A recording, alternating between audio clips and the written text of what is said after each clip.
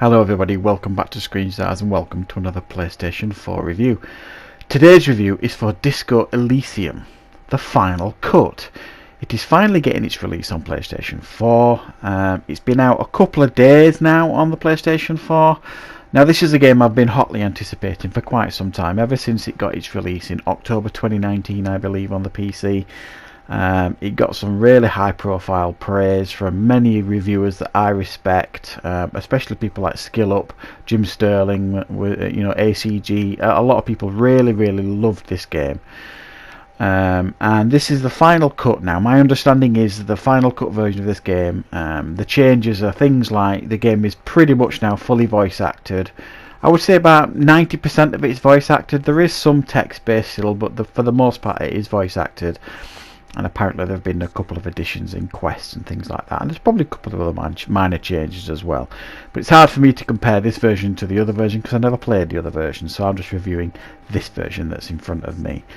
Now I've been putting a lot of time into this game, guys, since its release, and I've gone down the rabbit hole a little bit with this one. It is a very difficult game to quantify and review, if I'm being honest. It's one of the most unique games I've ever played.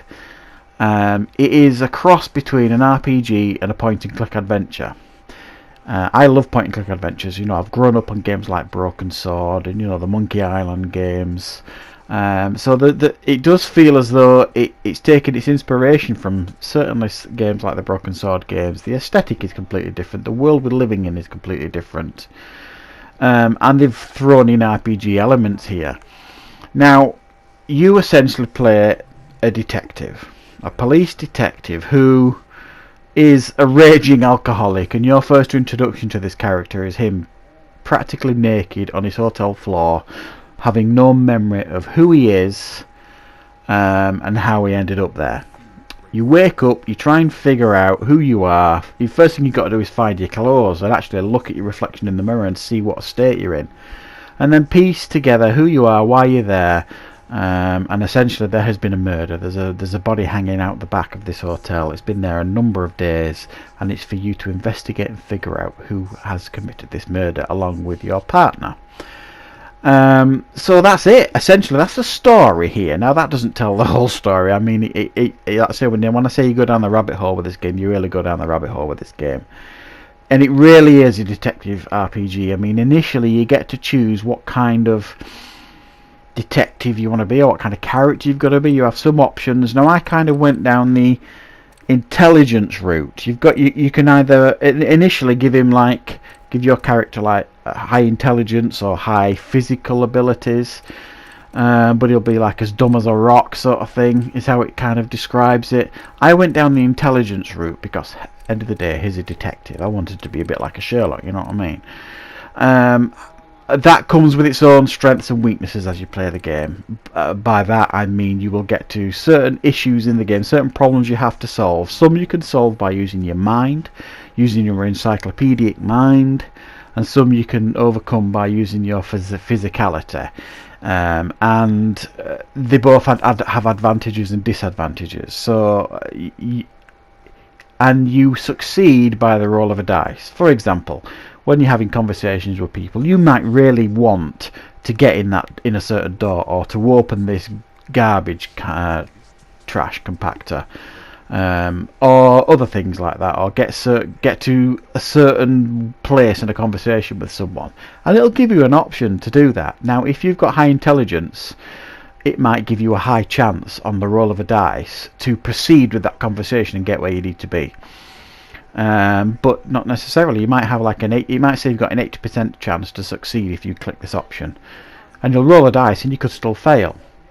And vice versa. If you want to do something physical, you need to kick down a door, you need to open something by using force, or jump off a ledge, and you don't have a very strong physical character, it might say, well, you've only got a 12% chance of making this. You could still roll a dice and there's a very small chance you could succeed.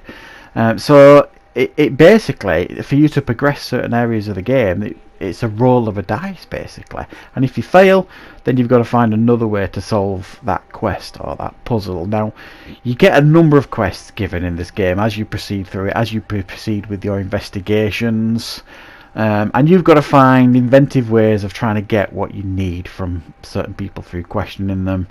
And some of them are just really random stuff. You know, you've got to find your police badge, you've got to find your gun, figure out who you are, and question certain suspects. But how do you get to a certain place to do it? You've got to figure all this out with your partner by going around the map and doing all this. And you will be given experience points that you can then put into sections like intelligence, psyche, physique, and motorics. And each of those categories has another 5 sections linked directly to them.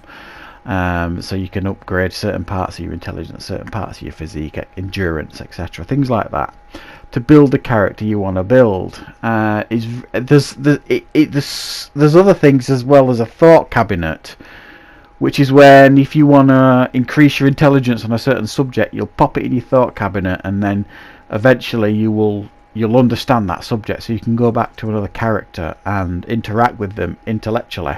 And understand what it is they're talking about. So it gives you real choices and options, and there's real consequences for failure here in this game. It allows you to explore things like race, politics, philosophy.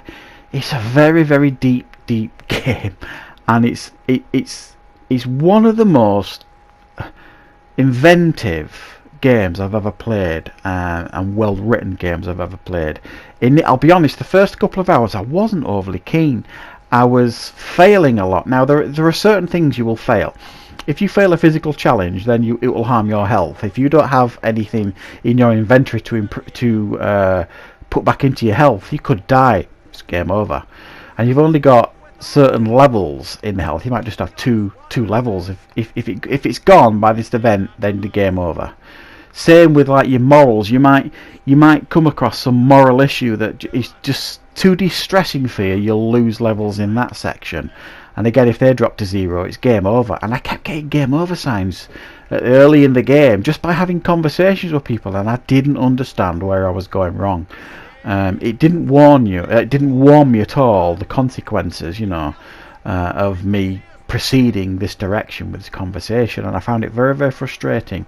However, I continued on. I learnt to save often, and I would suggest this to anyone playing this game.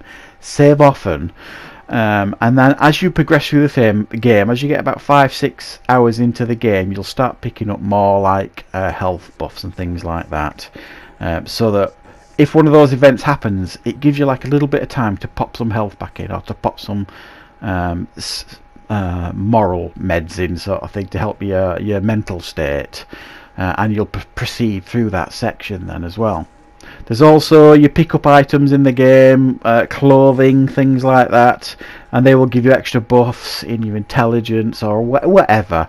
But you end up basically walking around like some kind of hobo. I mean, with the clothes that you wear, it's quite hilarious. The strange items of clothes you wear, but you're wearing them because it's going to give you a certain buff in a certain area, which is it's really quite funny. And it's this inner monologue as well. You keep having arguments with your inner self, you know what I mean? And it's fascinating stuff. Your inner monologue keeps popping up and saying these things to you, and adding to your knowledge on a certain subject and things like that. And it's bizarre. I've never played an RPG like this before. Never. It is definitely unique. It's grim. I mean, the aesthetic is quite beautiful, I think it's fair to say, but it's very, very grim. It's like this weird otherworldly place that, kind of exists in another dimension almost. It feels like something from the 1940s, but in the future. It's very, very weird, and you've got this brilliant voice acting that only helps the game, with all these wonderful voice actors from all over the world, French, Scottish, you name it, they're all in there, and the voice acting really, really helps this game. All I can say, guys, is this is incredibly unique, and if you like RPGs and point and click adventures, and you've got a lot of patience, you're going to be rewarded by playing this game. It is incredibly unique and very, very well made, and I'm going to give it a 9 out of 10. Definitely worth picking up this one, guys.